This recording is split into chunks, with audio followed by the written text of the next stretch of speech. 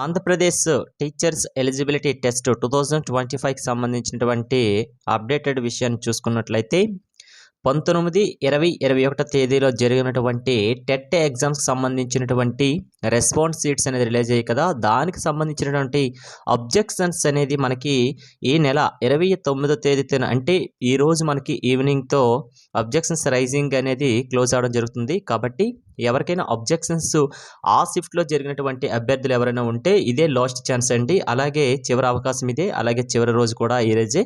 అంటే ఈ రోజుతో టెట్కి సంబంధించినటువంటి టోటల్ రెస్పాన్స్ షీట్స్ యొక్క అబ్జెక్షన్స్ అనేవి ఈ రోజుతో మనకి క్లోజ్ అవ్వడం జరుగుతుంది. ఈ క్లోజ్ అయిన తర్వాత మాత్రమే వాళ్ళు వెరిఫికేషన్ చేస్తారంటే అబ్జెక్షన్స్లో కరెక్ట్గా ఉందా, లేకపోతే వాళ్ళు ఇచ్చిన ఆన్సర్స్ కరెక్టా, మనం ఇచ్చిన ఆన్సర్స్ కరెక్ట్ అనేది వాళ్ళు క్రాస్ ఎగ్జామిన్ చేసేసుకొని ఒకవేళ వాళ్ళు ఇచ్చినది రాంగ్ అనిపిస్తే, మనం ఇచ్చింది రైట్ అనిపిస్తే మనకి మార్క్స్ అనేది యాడ్ అవ్వడం జరుగుతుంది. అయితే ఈ రోజుతో క్లోజ్ అయిపోయిన తర్వాత వాళ్ళు వెరిఫికేషన్ స్టార్ట్ చేసి మ్యాక్సిమం అయితే మనకి జనవరిలోనైతే మనకి మ్యాక్సిమమ్ ఆ యొక్క ఫైనల్ కీ అనేది రియలైజ్ చేయడానికి చాలా అవకాశాలు ఉంటుంది. అంటే జనవరి 1, 2, 3 ఈ డేట్లో కల్లా కూడా ఇచ్చేస్తారు. లేకపోతే ఈ మంత్ ఎండింగ్ ఒక 1 or 2 డేస్లో కూడా ఇచ్చేసే అవకాశాలు కూడా ఉంటాయి. కానీ ఏదేమైనప్పటికీ కూడా మనకి అబ్జెక్షన్స్ అనేది ఈ రోజుతో క్లోజ్ అవుతున్నాయి. ప్రతి ఒక్కరు కూడా గుర్తుపెట్టుకోవాల్సిన విషయమే. అలాగే ఇది క్లోజ్ అయిన తర్వాత ఫైనల్ కీ వస్తుంది కదా. ఫైనల్ కీ అయిన తర్వాత మాత్రమే నార్మలైజేషన్ ప్రాసెస్ అనేది అప్లై చేస్తారు. అది ఒక సిస్టమేటిక్గా ఒక సాంప్రదాయబద్ధకంగానే అవుతుందే తప్ప నచ్చినట్టుగా అయితే జరగదండి. కాబట్టి నార్మల్ ప్రాసెస్ అనేది ఎలా చేస్తారు, అలాగే ఎందుకు చేయాలి అసలు నార్మలైజేషన్ ప్రాసెస్ని, ఎవరికి లాభం ఉంటుంది, ఎవరికి నష్టం ఉంటుంది అనే విషయాన్ని చూసుకుంటే ఫస్ట్ నార్మలైజేషన్ ప్రాసెస్ అనేది ఎలా చేస్తారు అంటే ఈ యొక్క నార్మలైజేషన్ ప్రాసెస్ అనేది ఒకే రోజు ఒకే షిఫ్ట్లో ఒకే ఎగ్జాము కానీ కంప్లీట్ అయిపోతే అటువంటి ఎగ్జామ్స్ రాసిన సబ్జెక్ట్ వాళ్ళకి ఈ నార్మలైజేషన్ ప్రాసెస్ అనేది వర్తించదు. మళ్ళీ చెప్తున్నానండి, ఒకే షిఫ్ట్లో క్లోజ్ అయిపోయినటువంటి ఎగ్జామ్కి అయితే ఈ నార్మలైజేషన్ ప్రాసెస్ అనేది అప్లై చేయరు. అలా కాకుండా ఒక సబ్జెక్టుకి సంబంధించినటువంటి ఎగ్జామ్స్ అనేది మోర్ దెన్ 1 అండి, ఒకటి కంటే ఎక్కువ షిఫ్ట్లో ఎగ్జామ్ జరిగితే ఆ ఎగ్జామ్స్ యొక్క హార్డ్నెస్ని ఈక్వాలిటీ చేయడానికి మాత్రమే, అంటే వాటిని ఈక్వాలిటీ చేయడానికి మాత్రమే నార్మలైజేషన్ ప్రాసెస్ చేస్తారండి. అయితే ఇది ఒక మన స్టేట్లోనే కాదండి, సెంట్రల్ గవర్నమెంట్కి సంబంధించినటువంటి ఎగ్జామ్స్లో ప్రతి ఒక్క దీనిలో కూడా ఈ నార్మలైజేషన్ ప్రాసెస్ అనేది చేస్తున్నారు. అసలు ఎందుకు చేయాల్సిన వచ్చింది ఈ నార్మలైజేషన్ ప్రాసెస్ అంటే ఇప్పుడు జరుగుతున్న ప్రతిదీ కూడా మనకి కంప్యూటర్ ఆన్లైన్ ఎగ్జామ్స్ కాబట్టి ఒకే రోజు కండక్ట్ చేస్తే అన్ని సిస్టమ్స్ ఉండవు, అంతా సెక్యూరిటీగా అయితే ఎగ్జామ్ జరిగే అవకాశాలు తక్కువగా ఉంటాయి. కాబట్టి ఒక సబ్జెక్టు సంబంధించిన ఎగ్జామ్స్ అనేది వేరు రోజుల్లోన వేరు షిఫ్ట్లలోన జరగడం జరుగుతుంది. అయితే ఏపీ టెట్ విషయానికి వస్తే మనకి 2 షిఫ్ట్లు జరిగాయండి. మార్నింగ్ ఒక షిఫ్ట్, ఈవినింగ్ అది ఆఫ్టర్నూన్ ఒక షిఫ్ట్ అనేది కండక్ట్ చేయడం జరిగింది. కాబట్టి అదే మన సెంట్రల్ ఎగ్జామ్స్ చూసుకుంటే రోజుకి 3 షిఫ్ట్లు కూడా 4 షిఫ్ట్లు కూడా అయ్యే అవకాశాలు కూడా చాలా ఉంటాయి. సెంట్రల్ ఎగ్జామ్స్కి అయితే సెంటర్లో ఎగ్జామ్స్ రాశారు చాలామంది, ఆర్ఆర్బీ అవ్వచ్చు, డైరెక్ట్ పీస్ అవ్వచ్చు, ఇవన్నీ కూడా. అయితే ఏపీ టెట్ విషయానికి వస్తే నార్మలైజేషన్ ప్రాసెస్ ఎలా చేస్తారనే విషయానికి వస్తే మనకి సిస్టమేటిక్గా ఒక ఫార్ములా కూడా వేసి ఉంటుంది. అంటే ఆ ఫార్ములా ప్రకారమే చేస్తారు. అయితే ఫార్ములా చూస్తే చాలామందికి అయితే అర్థమవుతుందండి. దాని సింపుల్ ప్రాసెస్లో ఏ రకంగా చేయాలనేది విషయం కూడా మీకు లాస్ట్ చెప్తాను. వీడియో అయితే ఎండింగ్ వరకు చూడండి. మీకు ఏదైనా కామెంట్ చేయాలనుకుంటే కామెంట్ చేయండి, మీకు రిప్లై ఇస్తాను నేను. ఓకే, అయితే ఎందుకు చేస్తారనేది చూసుకుంటే ఆ ఎగ్జామ్స్ ఇస్తే టఫ్నెస్ని మాత్రమే ఈక్వాలిటీ చేయడానికి, గుర్తుపెట్టుకుని టఫ్నెస్ని ఈక్వాలిటీ చేయడానికి మాత్రమే ఇచ్చేస్తానండి.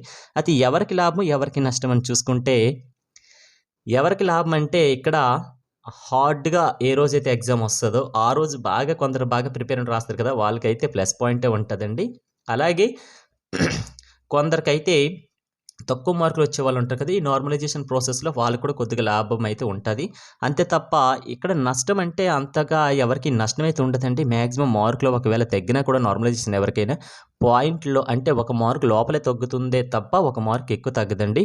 ఎవరికి లాభం అంటే కొద్దిగా మీడియంగా కొందరు ఉంటారు కదా, బార్డర్ లెవెల్లో ఉంటారు. అంటే ఫర్ ఎగ్జాంపుల్ మనకి ఆల్రెడీ నోటిఫికేషన్లు ఇచ్చారు కదా, ఓసీ వాళ్ళకి 90 రావాలని చెప్పారు, అలాగే బీసీ వాళ్ళకైతే 75 రావాలని చెప్పారు, అలాగే ఎస్సీ ఎస్టీ ఫిజికల్లీ హ్యాండిక్యాప్డ్, అలాగే ఎక్స్ సర్వీస్ మెన్ వీళ్ళందరూ కూడాను 60 మార్క్స్ రావాలని చెప్పారు కదా.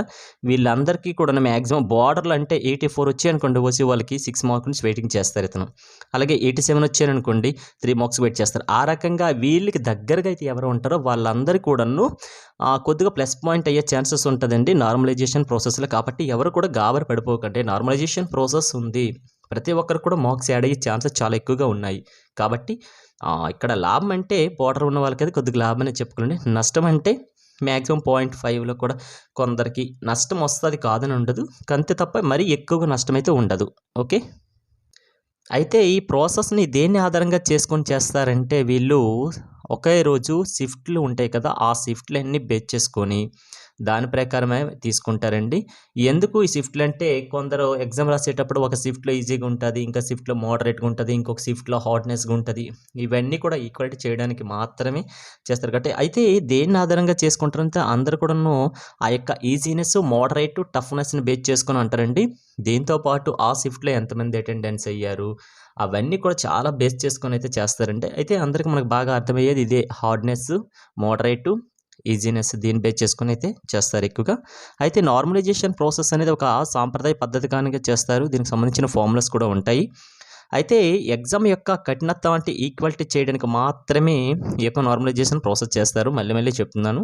అలాగే ఎక్కడ ఈ రకంగా చేస్తారని చూసుకున్నట్లయితే ఒక షిఫ్ట్లో ఎగ్జామ్ అనేది హార్డ్గా ఉంటుంది, ఒక షిఫ్ట్లో అయితే కష్టంగా ఉంటుంది, అదే హార్డ్గా ఉంటుంది, ఒక షిఫ్ట్లో అయితే మీడియంగా ఉంటుంది, అలాగే ఒక షిఫ్ట్లో అయితే మనకి ఈజీగా కూడా వచ్చే ఛాన్సెస్ ఉంటుంది. ఓకే, అంటే ఒక షిఫ్ట్లో ఈజీ ఉంటుంది, హార్డ్ ఉంటుంది, అలాగే మీడియం ఉంటుంది. ఈ షిఫ్ట్ల యొక్క మారుతూనే కొలది.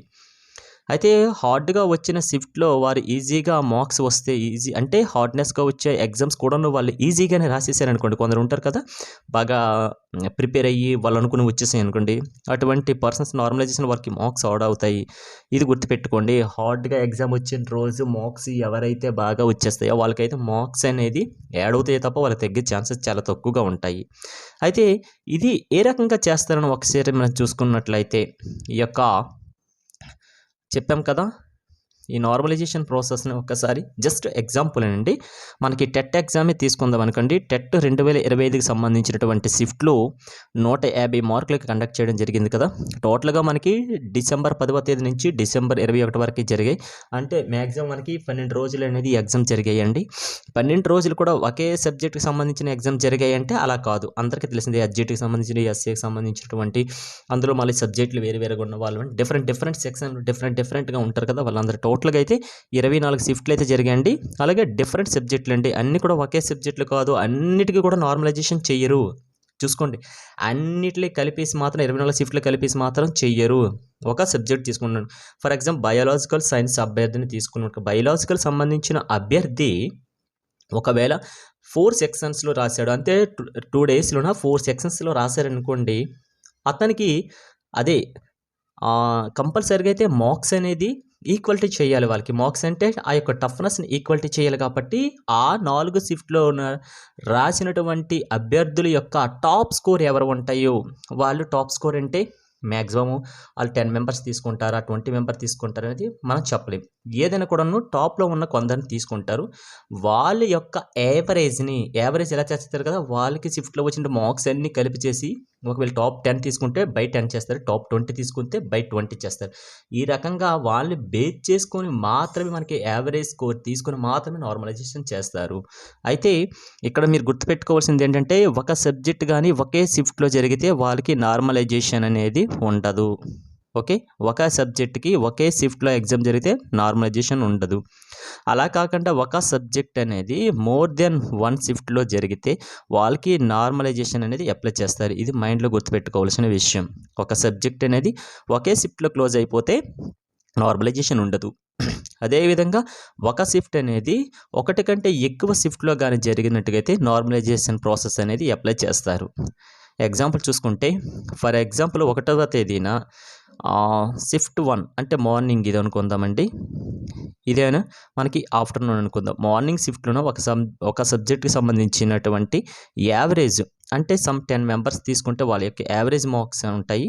అలాగే ఆఫ్టర్నూన్ సెక్షన్లో తీసుకున్నటువంటి యావరేజ్ మార్క్స్ ఉంటాయి.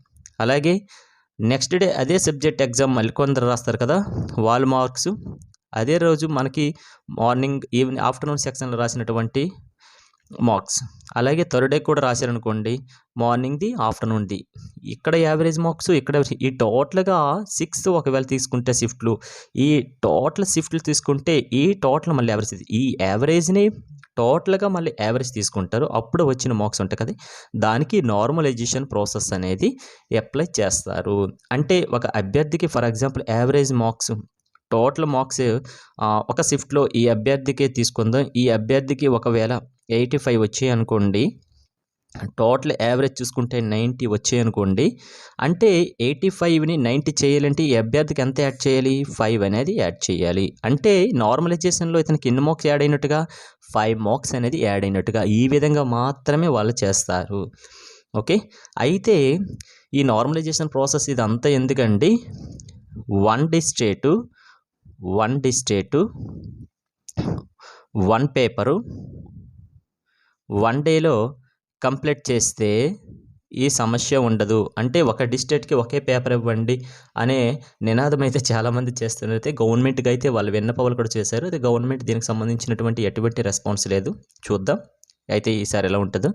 ఇదండి నార్మలైజేషన్ ప్రాసెస్, ఈ విధంగా మాత్రమే చేస్తారు. Thanks for watching.